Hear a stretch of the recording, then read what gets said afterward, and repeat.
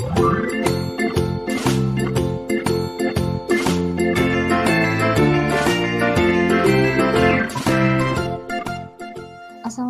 warahmatullahi wabarakatuh. Hai adik-adik kelas 2, apa kabar adik-adik semua?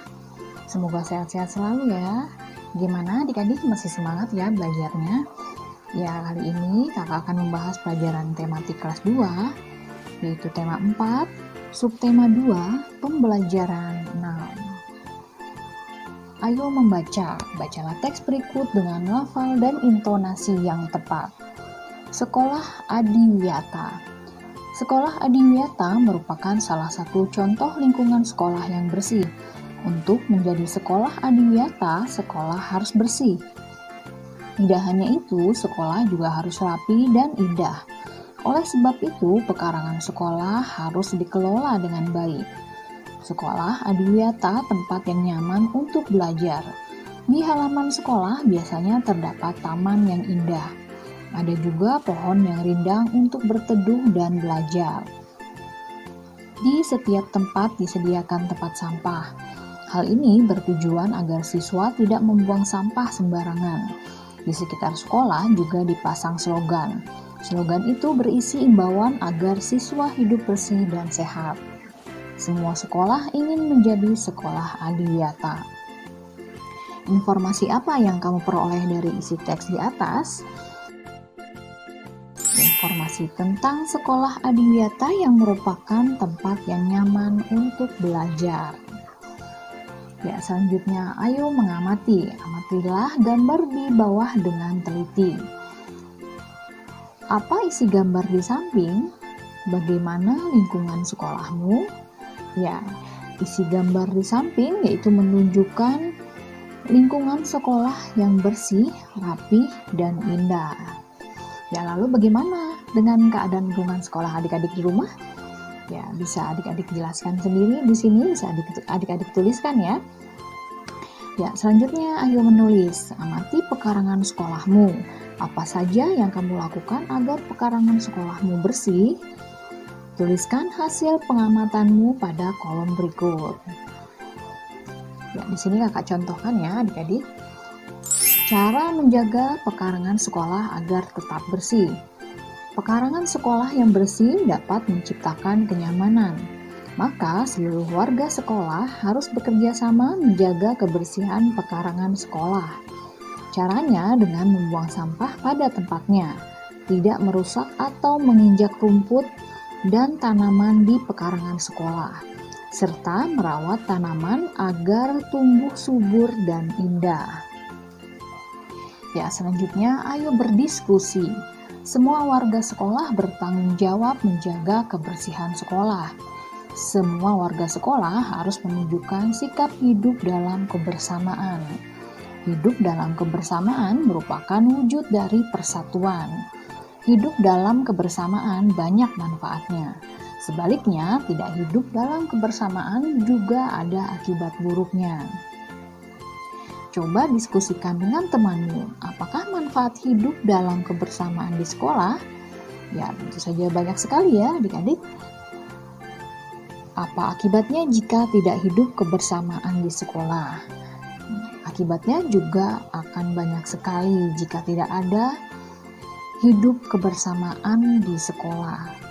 Ya, jadi di sini kita buat gambar manfaat persatuan di sekolah dan akibat tidak ada persatuan di sekolah. Manfaatnya yaitu tidak ada perselisihan, kemudian membuat kita memiliki banyak teman, tercipta kerukunan, persahabatan semakin erat,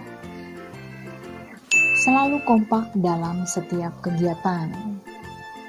Kemudian akibat dari tidak ada persatuan di sekolah antara lain sering terjadi perselisihan, dijauhi teman, tidak ada suasana kerukunan, persahabatan menjadi renggang, dan tidak kompak satu sama lain.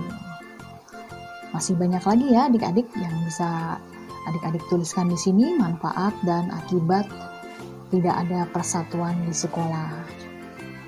Ya, apa saja manfaat yang kamu temukan? Apa pula akibat yang kamu temukan? Coba jelaskan di depan teman-temanmu. Ya, manfaat dan akibatnya seperti yang tadi ya, adik-adik yang sudah kakak jelaskan, dan adik-adik bisa menambahkannya sendiri. Ya, selanjutnya ayo berlatih. Carilah salah satu contoh kegiatan yang mencerminkan kebersamaan dengan temanmu di kelas.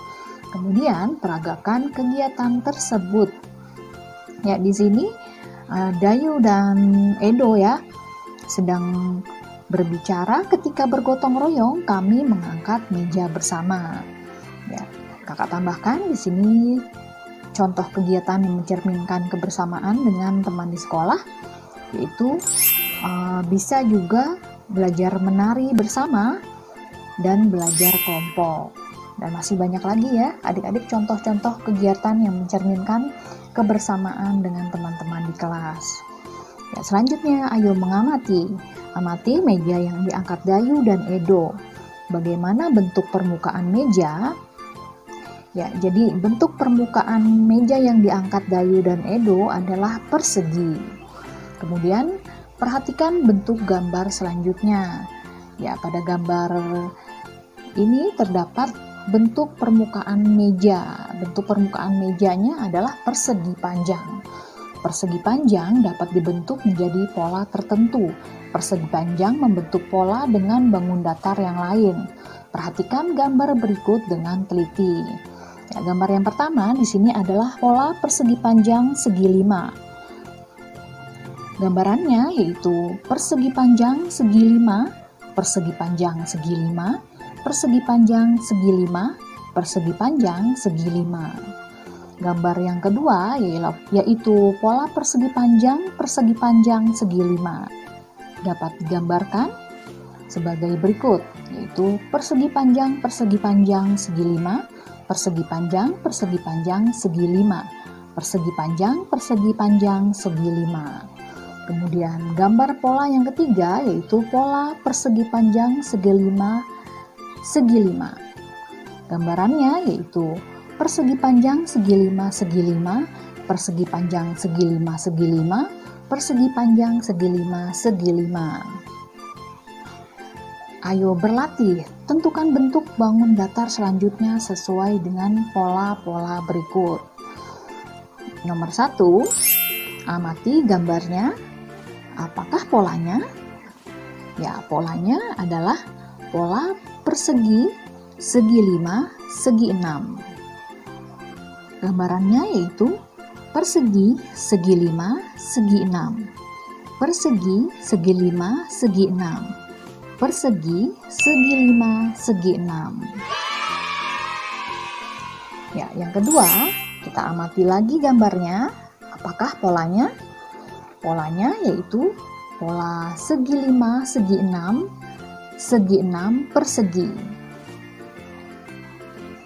Gambarannya yaitu segi 5 segi 6 segi 6, persegi segi 5 segi 6 segi 6 persegi, segi 5 segi 6.